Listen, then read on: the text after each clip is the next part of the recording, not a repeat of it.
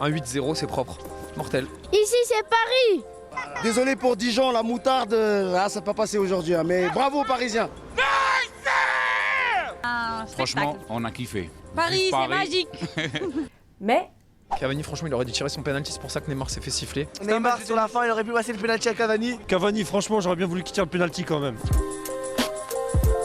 salut à tous, je suis ravie de vous retrouver pour la quotidienne de Téléfoot. 8-0, c'est la plus large victoire de l'histoire du PSG à domicile. Neymar à 10 dans l'équipe, un quadruplé, son premier en Ligue 1 et 2 passes décisives, un match quasi parfait. Mais certains supporters, vous l'avez vu, regrettent sa décision de tirer le penalty sifflé pour Paris en toute fin de match. Ils auraient préféré qu'il le laisse à Edinson Cavani qui aurait pu à cette occasion battre le record de Zlatan.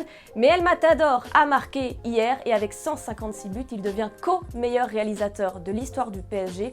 Neymar a tiré, Neymar a été sifflé, une attitude que Thomas Meunier avait du mal à comprendre hier après le match. C'était un peu ingrat de la part des supporters. Bon, faut poser pour et le contre et mettre de l'eau dans son vin. Et si quand un joueur marque 4 buts et fait 2 assists dans une rencontre, sur papier aujourd'hui c'est Ney qui devait tirer le penalty. Il a pris ses responsabilités. Donc maintenant, on a une polémique parce que la décision qui avait été prise pour éviter les polémiques fait polémique.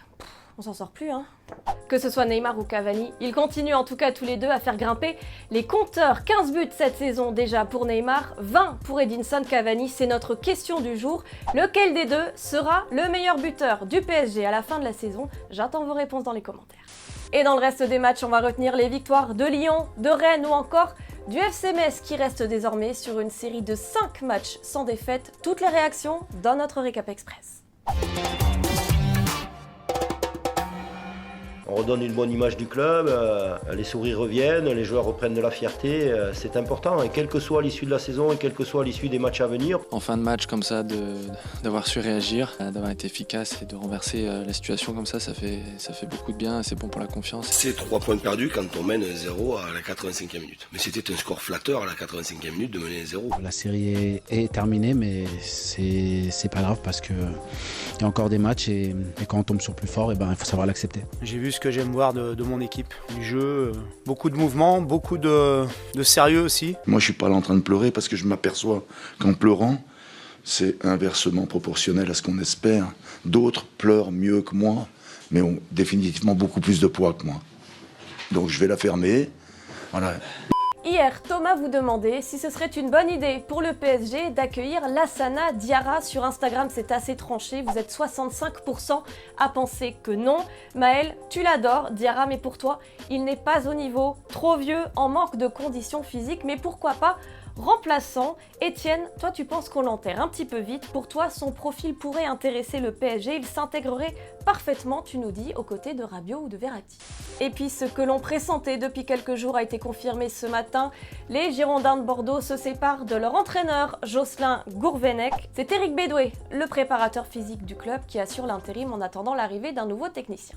C'est la mi-temps. Dans la quotidienne aujourd'hui, je vous propose des devoirs. Un problème de maths, regardez. Kylian Mbappé est prêt à tirer, mais Dimitri Payet est sur le chemin du but. Mbappé va-t-il marquer? C'est un problème inventé par une prof de collège prénommée Claire. Il y a les élèves qui ont réfléchi avec la tête et il y a ceux qui ont parlé avec le cœur. Regardez, et bien sûr qu'Mbappé va marquer. Il est trop fort, nous dit ce collégien. Claire avait déjà fait le buzz en 2016 avec un problème sur le dab de Paul Pogba. Même l'international français s'en était mêlé. Avec une prof comme ça, c'est clair que j'aurais eu de bien meilleures notes en maths, moi. Ils sont humains, c'est la une du journal espagnol Sport. Ce matin, le Barça s'est incliné en Coupe du Roi 1-0 face à l'Espagnol. Une contre-performance qui met fin à une série de 29 matchs sans défaite entamée en août dernier. Ça n'a pas empêché Gérard Piqué de prolonger jusqu'en 2022.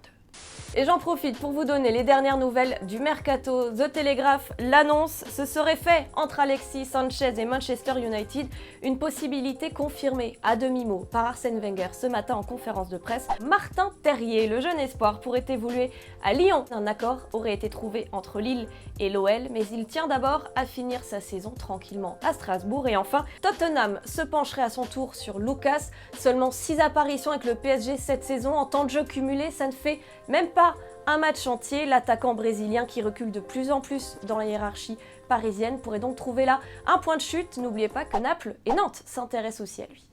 Et en ce mois de janvier, vous avez peut-être quelques kilos à perdre après les fêtes. Écoutez le conseil de Cassia du PSG, c'est du bon sens. Hein. Si tu veux pas savoir les jambes qu'on laisse saucisson, mange pas les trucs qui sont pas bons.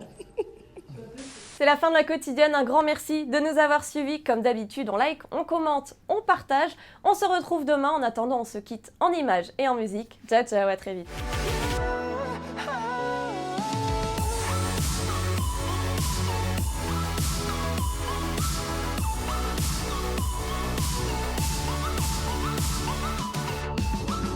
Et au fait, vous voyez le petit logo Téléfoot au milieu de l'écran, eh bien on clique dessus pour s'abonner. Rejoignez-nous pour avoir la quotidienne dès sa sortie chaque jour et aussi tous les contenus exclusifs de Téléfoot. A tout de suite.